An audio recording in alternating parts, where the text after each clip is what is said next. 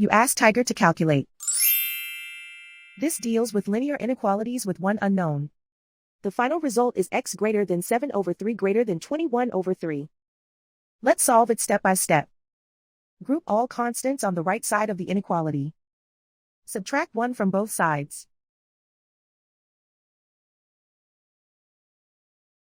Simplify the arithmetic.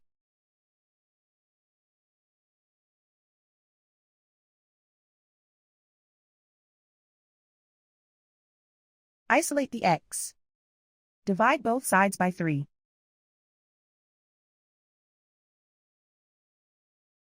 Simplify the fraction.